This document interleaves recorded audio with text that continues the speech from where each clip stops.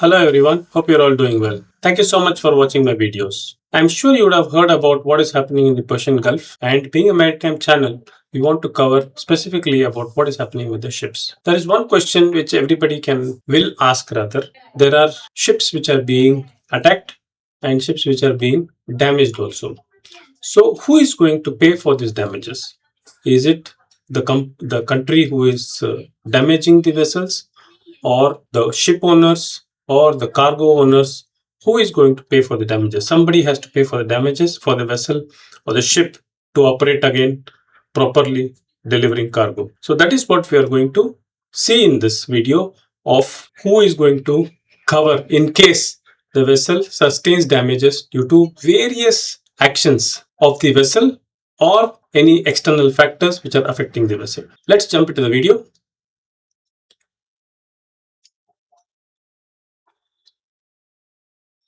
First question, who pays for the disaster? That is the first $1 billion question.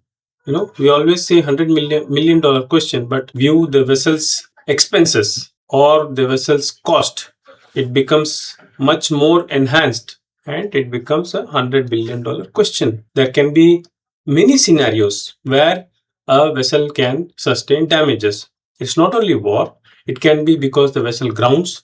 It is possible that during a normal operation, the seafarer on board working can get injured or he may even die. And it is also possible that the vessel can have collision and damage another vessel, or it can have something called the allision, which is collision with a fixed object like a port jetty or a port crane or something like that. That is possible. And it is also possible that because of the grounding or the collision, there can be oil leakage, and which can affect whoever is on the shore. For example, a resort on the shore can get affected. His business can get affected because the oil is getting washed ashore, and none of the guests who are usually come to the resort don't come because of the oil washing on the shore. Okay, so there are so many people who are involved in the operations of the vessel, indirectly or directly, and we are going to see who covers the damages to these entities who are involved in the ship operation. There are three major players, or rather three risks, which are majorly involved. First is the ship itself. Who is affected? The cargo. The ship owner is affected. And second, the most important, is the cargo. Who is the owner of the cargo? He should be the merchant or the cargo owner. And third are the other people whom we talked about, like the seafarer who got injured, or the resort owner who is having a resort on the beach and his customers are losing because of the oil which is washing ashore because of the pollution on board. And also the port which we were talking about, the vessel damaged the jetty or the vessel damaged the crane. All those things, all those are third party who are not the ship owner nor they are the cargo owner, but still they incur losses because of the ship operation. So you can see on the image also the ship owner. I have talked something about the club, which we will see in the latest slide, and the cargo owner, who are the merchants. First, we will talk about the protecting the physical asset. What is the physical asset? The ship itself. Okay, the empty ship, nothing but the ship, which has the ship's hull, which is the steel part, and the machinery which operates the vessel. Okay, there are two parts to it, the hull and the machinery. Okay, the underwriters are called H&M underwriters. Okay, H&M underwriters. So they are basically huge insurance companies which insure the vessel's structure alone. Okay, it is the basic physical asset. Okay, which you can see the hull of the ship. This is the outside hull, which is the steel part, and the machinery which is actually operating the vessel. Okay, this is the hull and machinery. So this is basically the physical part of the ship operation, where it is the actual ship without any cargo or any fuel or anything else. What happens now in case the vessel is not operating in the standard perils? For example, if you buy a car insurance, they will mention the car should not be used for racing. The car should not be used for stunts. The car should not be used as a passenger vehicle.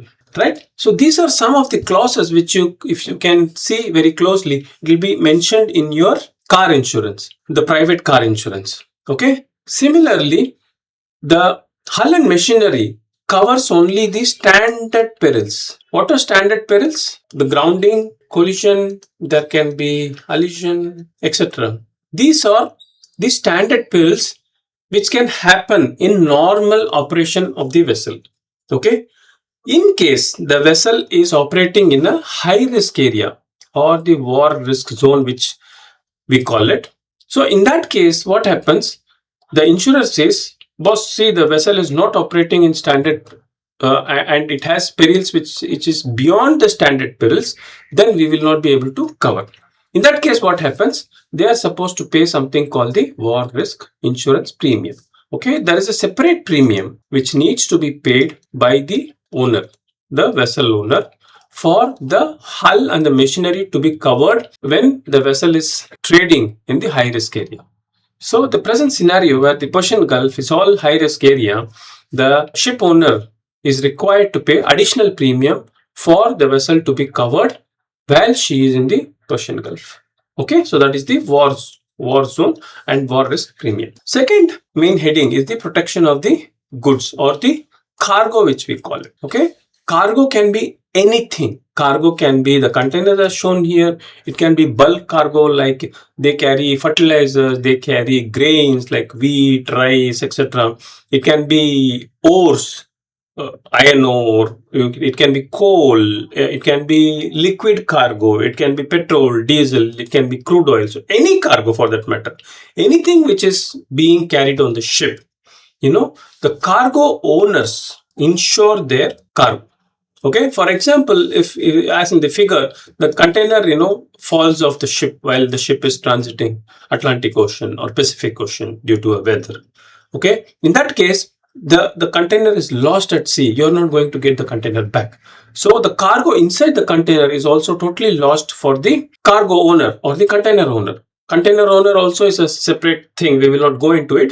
We are talking about the cargo which is presently being carried on the container ship. Okay. So in that case, the cargo owner pays for the cargo insurance. There is something called the freight also. Freight is what? Is the rent which is being paid by the cargo owner to the ship owner for transporting the container from point A to point B. So in that case, if the cargo is not reaching the destination, obviously the cargo owner is not going to pay the freight to the ship owner. In that case, the ship owner pays premium for covering the freight insurance. These both are related to the cargo. To summarize quickly, first we saw the hull and machinery, basically the physical structure and the machinery which operates the ship, and you have an additional clause in case the vessel is sailing in the high risk area. Second, the cargo and related freight. So if cargo is lost, then cargo owner insures the cargo, plus the ship owner insures the freight which we is expecting from the cargo if he not able to deliver the cargo to the destination. Third part is the other messy accidents which we talked about earlier, and I also mentioned the club word earlier. The third layer is basically the third party liability.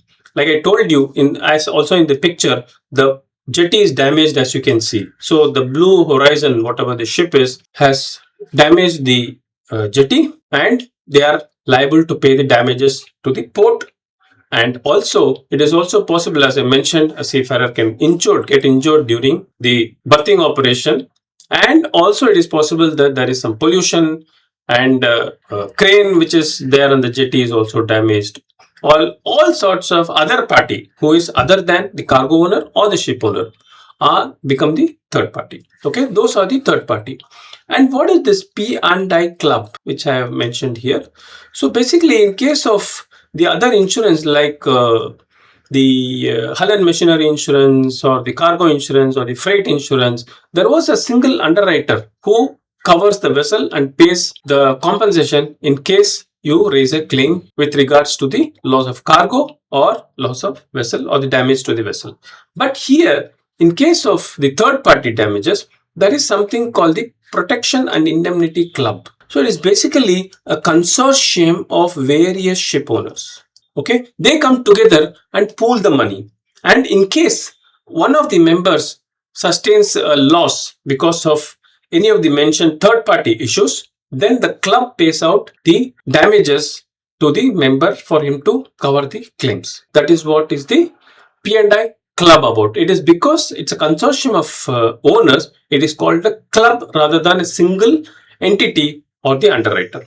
Also, this also covers the wreck removal. I mentioned here wreck. I don't know if you're sure about what is a wreck. Wreck is basically a sunken vessel or a ship is called a wreck. Okay, so basically, if a ship sinks, there is an entrance in the port entrance, and the ship sinks in the port entrance. The whole port is closed because you don't have sufficient water for the other vessels to pass through. So the wreck has to be removed. Okay, and there is a cost involved. So that cost is also paid by the P&I club. And next we come to the liquid part. Now we have seen all the cargo related and the vessel related insurance claims which can get arised because of various incidents and accidents. Now we come to the fuel oil. Fuel oil is basically the fuel on which the ship runs. We call it bunkers. Like if you have a car which is a petrol driven car, then petrol is called bunkers. Okay. In case of ships, it is the fuel oil which operates the vessel. If the fuel which runs the vessel, so it's called the bunkers. Okay, we have a bunker convention separately for it, which covers all types of vessels. Okay, it doesn't matter it's a container vessel or a tanker vessel or a bulk carrier or a gas carrier or anything. All vessels are covered in this convention, which carry black oil or the fuel oil as bunkers.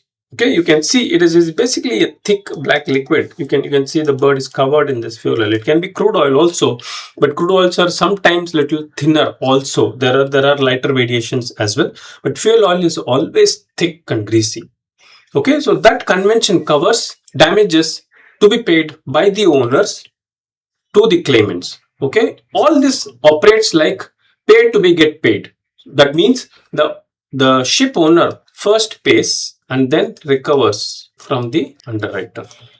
Okay, so this is how it happens. The ship owner first pays and then gets it reimbursed from the underwriter. So next we come to the tanker. This is a very, very specific kind of insurance where the cargo part is covered. Okay, so what we have seen till now is the cargo is insured by the cargo owner.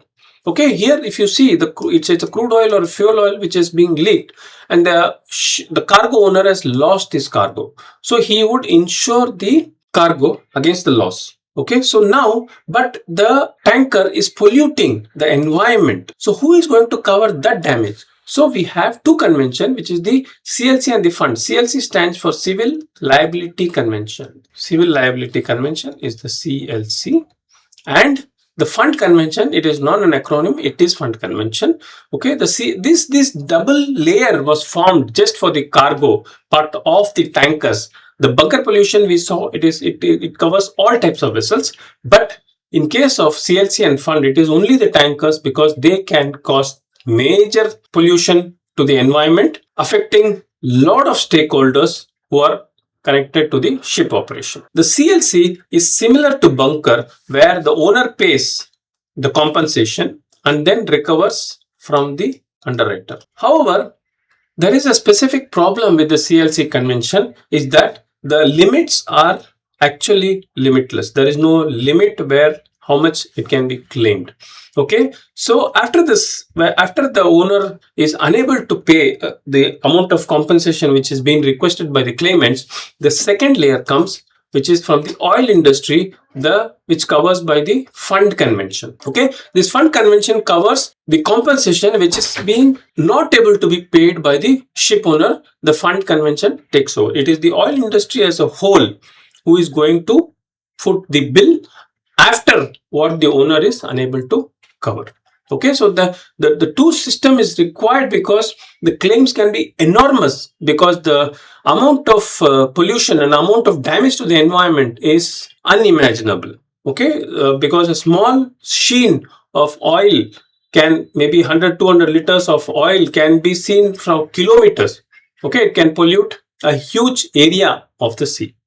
Okay, so that is why there is a 2-layer compensation plan specifically for the tankers which are carrying black cargo. Okay, we will have a quick summary where we saw the ship, goods, and the liabilities, the third party. Okay, for example, we will consider the ship. Okay, it gets aground. Okay, the scenario is grounding. What will happen during grounding? The ship gets damaged. It is possible the cargo gets contaminated. For example, maybe there is a wheat or there is rice, so water can come inside the hold and the wheat can get damaged. Third, because of the grounding, a crew can get injured. Fourth, pollution. Fifth, the resort losses. Okay, so all this can happen because of one grounding accident. The ship damage, the H&M will cover. The cargo damage, the cargo insurer will cover. Crew injury, the club will cover. The pollution, it depends on what kind of pollution. So in case of if it is rice cargo, then the pollution will be by the bunker convention, because it is only the bunker pollution which can happen, because it is not a tanker where the CLC and fund will kick in. Okay, the resort, again it's a third party, so again the club will cover. Okay, so you can see various kinds of insurer get into play in a single incident. Okay, if the vessel is grounded, there can be so many kinds of damages which are covered by various kinds of insurance. It is not only that one insurer will cover the whole lot of claimants which are coming. I think this video has given you an overall picture of what are the types of insurance the ship takes, has, and who covers what kind of damage.